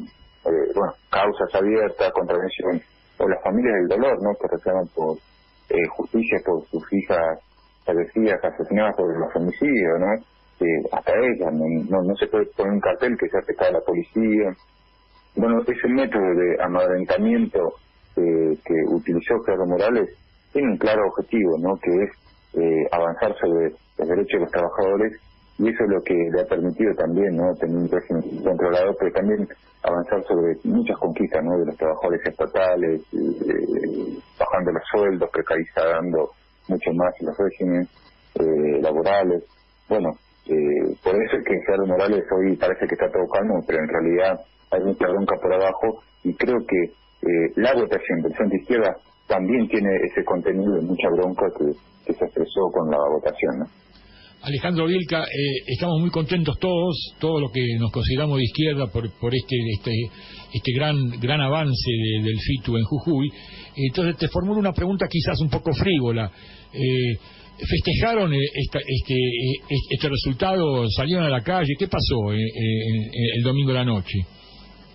Sí, la verdad que, bueno, primero siendo cauto, ¿no? Porque, como te he contado, en el régimen casi segura la cara de Gerardo Morales, no te puedes confiar en nada, ¿no? Hasta el último momento estamos esperando que se cuenten todas las actas o se carguen, porque, bueno, acá Gerardo Morales está acostumbrado a hacernos fraude y trampa.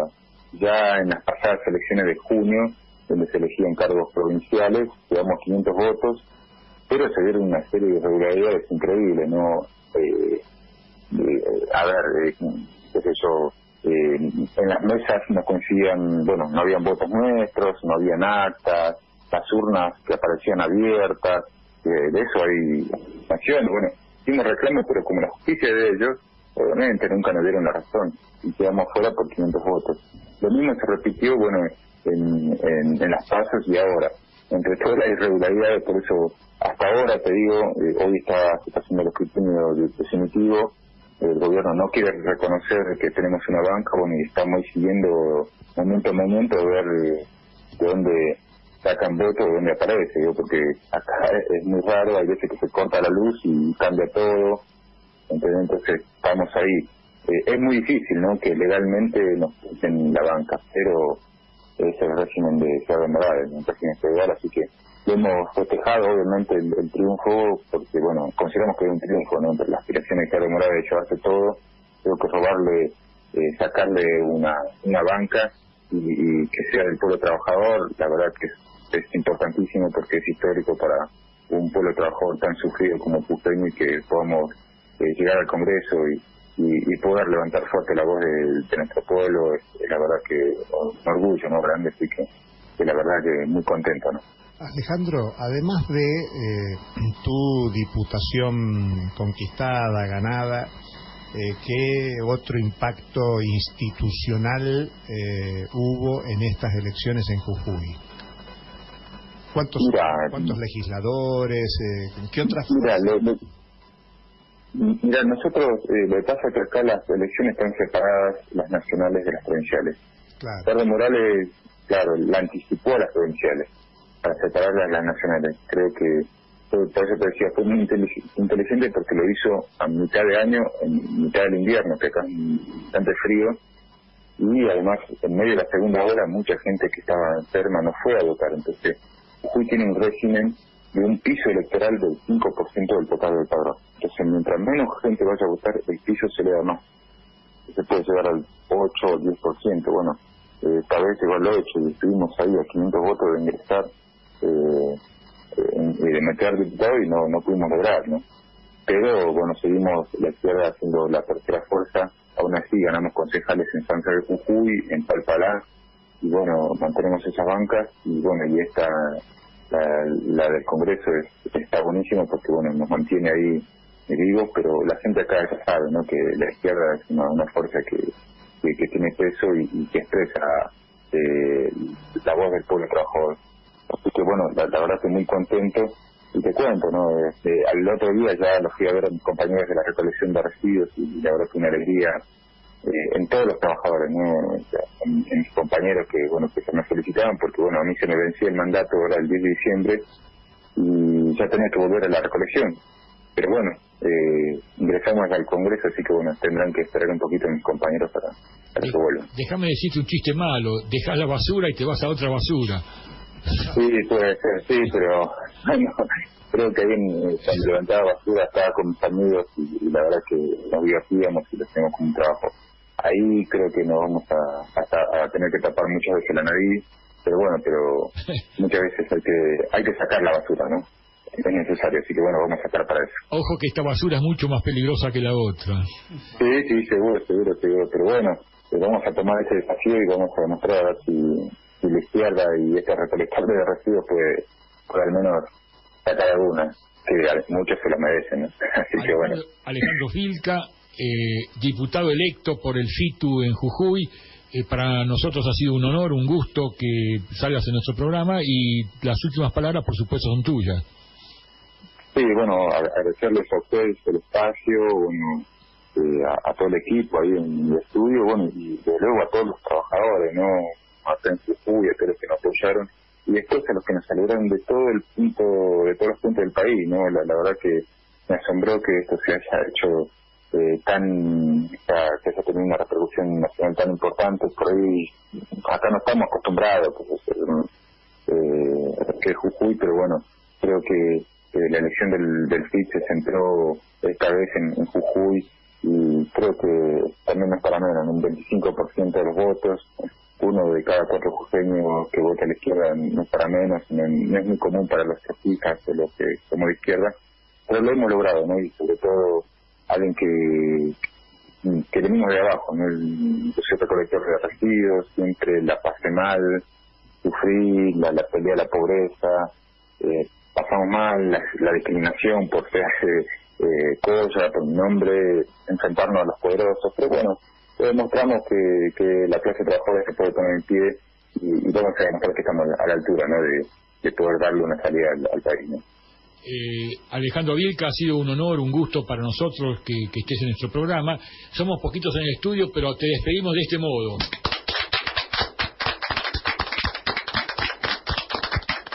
Gracias, Alejandro, seguramente nos veremos acá en Buenos Aires. Dale, un gusto, ¿no? Un gusto. Un abrazo. Muchas gracias. Y seguimos acá.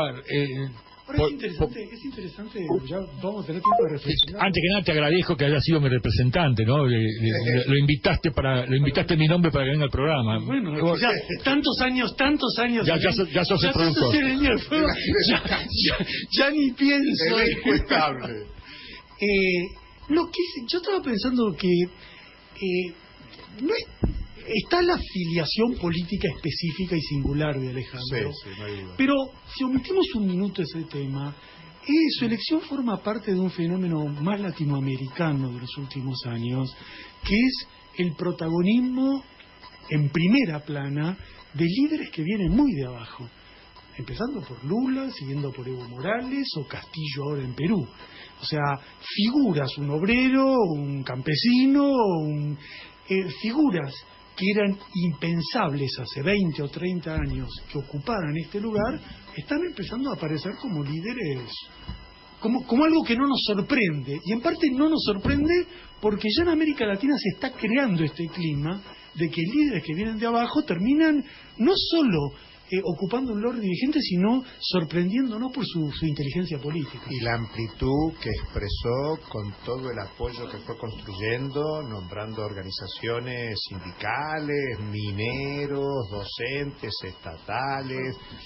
Me parece que es muy importante ese abanico que trasciende la identidad partidaria. Y qué figura, ¿no? Deja trascender a través esa voz calma, sí, y tranquilo. Uno puede imaginar un gran cuadro, ¿no? Me parece. Va a dar que hablar, me parece, acá en Buenos Aires. Sí, creo que sí. Nos faltan 15 minutos de programa y quiero dedicarlos a los oyentes porque estamos desbordados sobre todo de mensajes que llegaron por WhatsApp. Isabel Durán, muchas gracias a Claudio Katz por su clarísima respuesta. Fue la que te hizo la pregunta antes, ¿no? Muchas gracias a Claudio Katz por su clarísima respuesta. Si el año próximo da un curso, estudiaré con él. Muy bueno, Alejandro Vilca en el programa, un programón. ¿Qué es eso el curso? No. Es que Julio y yo estamos siempre dando clases. Dando curso. Carmen Capdevila desde Neuquén, está muy ligada a las madres de Neuquén y de Alto Valle. Dice: Herman, quiero felicitarte por el nivel de discusión y de análisis político e ideológico de cada programa. Te envío un gran abrazo para vos, para el equipo, la dirección de la radio, para tus invitados y a toda la audiencia, que no es poca, dice Carmen Capdevila desde Neuquén. Mercedes Sánchez manda un mensaje agudo, yo lo leo tal cual. Dice: quiero contarles, Mercedes Sánchez de La Plata, quiero contarles que no puedo digerir las fotos en las que se muestran riendo y festejando los dirigentes de diferentes pelajes. Son bucólicos y obscenos, y también conciudadanos. ¿Hay alguna respuesta colectiva a esto? Imagino una gran cantidad de fotos de personas llorando por nuestros niños y adultos, quienes cenan trozos de cartón o algo sacado de la basura. Un político que les pidió que coman tierra. A ustedes seguramente se les ocurrirá algo mejor como respuesta a este circo sin pan. Estoy muy agradecida a vos y a quienes hacen este programa enseñante e indispensable. Abrazos indignados, Mercedes Sánchez de La Plata. Yo pensé en esa palabra, indignados. Creo que hay que indignarse. Me parece que está bien. Yo comparto esa indignación y comparto ese rechazo, pero también recordaría que hay una felicidad posible en la lucha. No todo es sufrimiento si uno encuentra el lugar desde donde puede cambiar la realidad. El doctor Ricardo Zambrano, nada menos. Gran amigo. El doctor Ricardo Zambrano envía este mensaje. El recorte de personal contratado por la pandemia es en todos los hospitales y no solo en el Grierson de Villa Lugano. En este último, en particular, el recorte afecta, entre otros, al laboratorio, la farmacia, la unidad febril de urgencia y el segundo kinesiólogo de guardia. El personal del Grierson, reunido en asamblea, se está preparando para adoptar medidas de lucha y está redactando un comunicado al respecto. En el caso específico del laboratorio del Grierson de Villalugano, llegaron inclusive a eliminar guardias que existían antes de la pandemia. Todo eso significa que Larreta y Quirós han decretado el fin de la pandemia, lo que no es cierto. Mientras tanto, en Alemania, Inglaterra, Estados Unidos y otros países grandes están sufriendo miles y miles de casos nuevos. Alerta, compañeros y compañeros, que esto recién empieza, advierte el doctor Ricardo Zambrano en un mensaje muy interesante, porque nadie habla ya de la pandemia y está creciendo acá. Y están creciendo. En la ciudad de Buenos Aires ya las cifras de hoy miércoles, son más que la de ayer y más que las de anteayer. Eso sí, la letalidad bajó, eso es cierto. La letalidad no es muy grande, pero sí los contagios, ¿no? La palabra recorte es sinónimo de acuerdo con el FMI en cualquier plano. Cada vez que cualquiera sea la administración nacional, municipal, local, barrial, cuando cortás es porque Guzmán está apretando el presupuesto. Susana Gold de Paternal dice: la larguísima tradición judeocomunista de mi barrio y en parte también de Villa Crespo volvió a notarse el domingo. El FITU obtuvo su mejor resultado en la capital, aquí, en estos barrios, y eso es así porque el Partido Comunista ya no existe y lo ha reemplazado el Frente de Izquierda. Bueno, Germán y yo, que somos de ese palo, nos alegramos de esa inclinación. Yo que vengo del otro palo lo sufro, pero es parte de la realidad. Es parte de la realidad. Por eso tanta insistencia en esto de que la izquierda es más diversa y hay que seguir peleando por esa unidad de izquierda diversa. Gustavo Robles, del Partido Comunista de los Trabajadores. Gustavo Robles participó del debate hace 2 semanas o 3. Él era partidario del voto bronca, estuvo con Néstor Pitrola, que fue candidato a diputado por el FITU, y con Kreines, Jorge Kreines, que apoyaba al gobierno, y fue un debate realmente interesante, sobre todo sorpresiva. Yo creí que iba a ser un despelote, pero fue bastante caballeresco. Bueno, ahora manda un mensaje Gustavo Robles, dice: en estas elecciones legislativas la bronca popular se constituyó en la primera fuerza, 11.150.829 votos entre ausentes, votos en blancos y nulos, o sea el 42-41% del padrón. O sea, Gustavo Robles cree que él ganó, ¿no? Está bien, pero es interesante. Pero está bien el comentario. Está bien. Es la vez que más ausentismo ha habido desde el 83, y eso es parte de la bronca que hay, del descontento. Sí, pero tengamos en cuenta que la participación del 67 pasó al 72%, que sigue siendo una de las más bajas. Es la más baja desde el 83. Sí, claro. Con excepción del 2001. Y hay que recordar que el descontento todavía no se manifiesta en esa espalda a los comicios que prevalecía en la época del 2001. Por el momento, los comicios siguen siendo un gran campo de batalla en el cual, en mi opinión, hay que estar presentes. Mariana de San Justo: llevo 50 años en el peronismo, soy del peronismo de Perón, Evita, Alberto y Cristina. Fíjense bien en los números. En La Matanza le ganamos a los gorilas por 47% a 28%. Los trabajadores fueron, son y serán peronistas, dice Mariana de San Justo. Ya no hay tiempo para comentarlo, otro día podemos hacerlo. Claudio Sut: estimado Herman, ¿es posible preguntarle a estos prestigiosos economistas que expliquen cómo se conforma el valor de los productos? ¿Por qué un kilo de zanahorias cuesta 100 pesos o un paquete de caramelos 50 pesos? Y la misma pregunta para saber cómo se llega al valor de una prenda de vestir. Bueno, cuando hay un monopolio se resuelve. Cuando hay un monopolio lo resuelven en forma expeditiva. En una reunión dicen vale tanto y se acabó. Para decirlo sencillo, no cualquiera puede imponer los precios. Muy pocos son los que pueden establecer los precios. Los trabajadores o los jubilados no pueden imponer el precio de la venta a la fuerza de trabajo. Un ejemplo que da un ignorante como yo en economía. Me gusta mucho el helado. Cuando voy a comprar un cucurucho me dicen que aumentó, digo no, acá no lo compro, voy a la otra heladería. Resulta que la otra heladería aumentó lo mismo. Eso se llama monopolio, ¿no? Alejandro Guerrero, periodista y escritor, dice: hola Herman, soy Alejandro Guerrero. Con el historiador cordobés José Barraza acabamos de publicar el primero de 5 tomos de la historia del trotskismo en la Argentina. ¿Podés difundirlo? Por supuesto, mandame un ejemplar y lo vamos a difundir, y te vamos a invitar a vos también para que vengas a hablar de la historia del trotskismo, ahora más que nunca, ¿no? Mande más de un ejemplar y hacemos el comentario bibliográfico. Claro. Mandá 2, uno para Katz, uno para Gambina, que no tienen guita para comprárselo en la librería. No, está bien, es un chiste nomás. Este ya lo leí. Gisela, del PTS de La Plata: la elección del FITU en Jujuy es una maravilla, marca el camino para el resto del país. Y este es el último mensaje que leo, quedaron muchos en el tintero, y como hacemos siempre en nuestros programas, siempre le pedimos a los invitados que hagan una reflexión, pero de un tiempo a esta parte también le pedimos a los colaboradores. En primer lugar, ¿dónde está?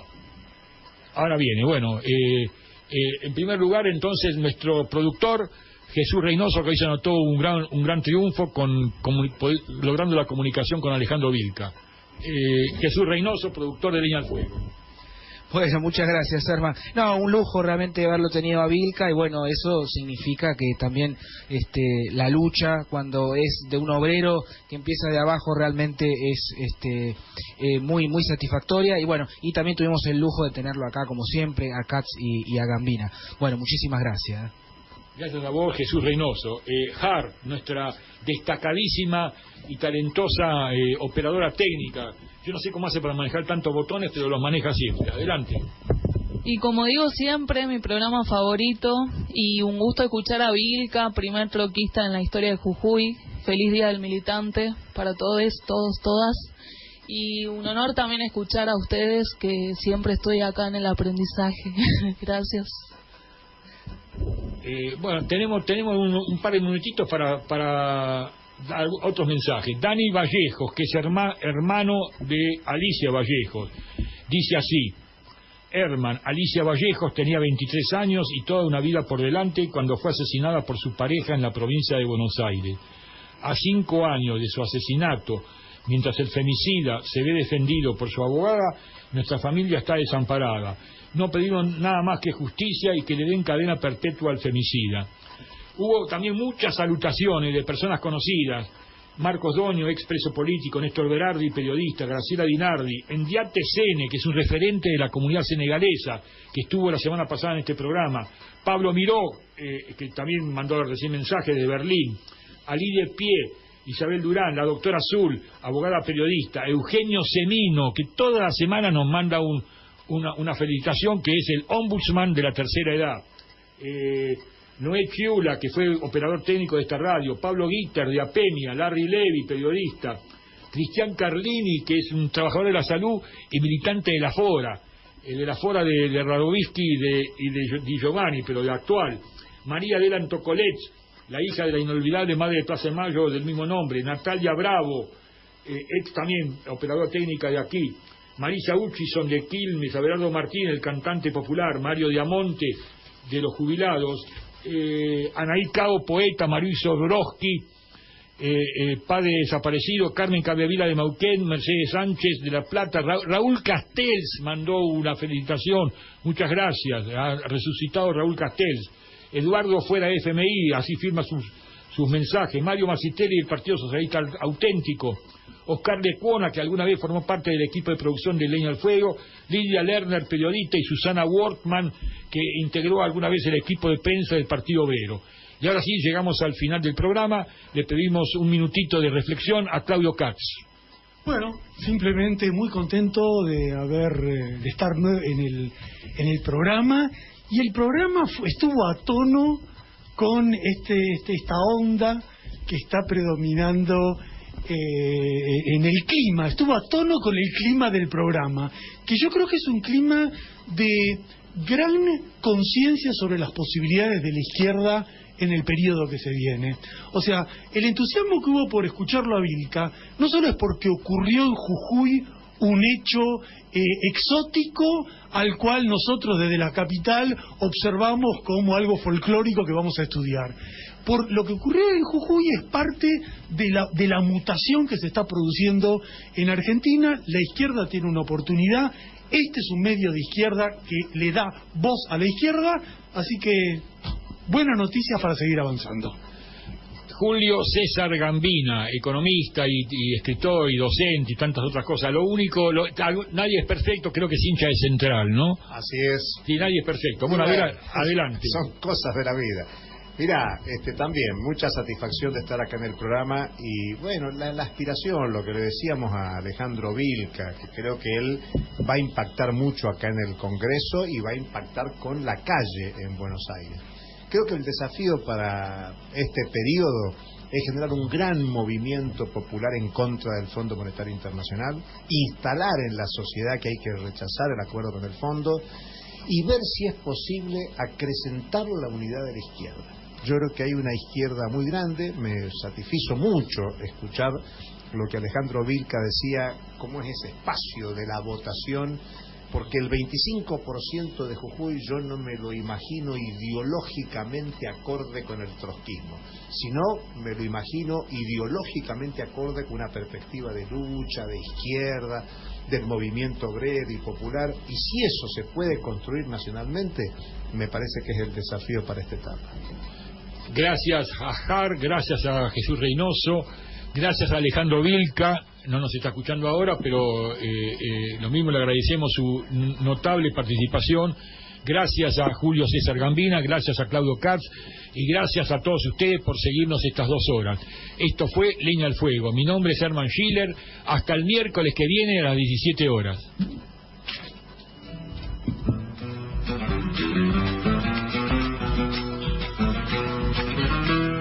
Chacarera, chacarera, canto de los piqueteros que se marginan al pobre, coraje y fuego prendemos.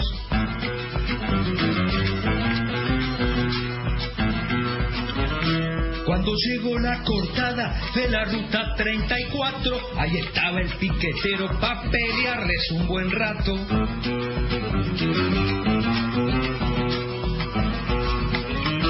Un buen rato es un decir, hasta la muerte estaremos.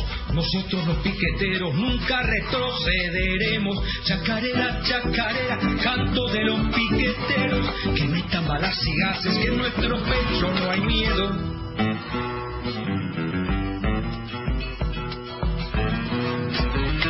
La provincia está cansada de camisa almidonada, políticos patronales, buitres que la ley ampara.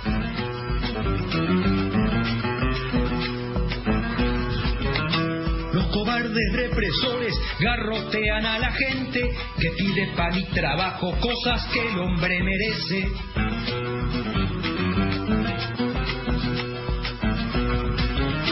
Con las ondas y con palos, con la fuerza y el coraje, gritamos al mundo entero, ya no habrá quien nos rebaje. Chacarera, chacarera, canto de los piqueteros que metan balas y gases, que en nuestro pecho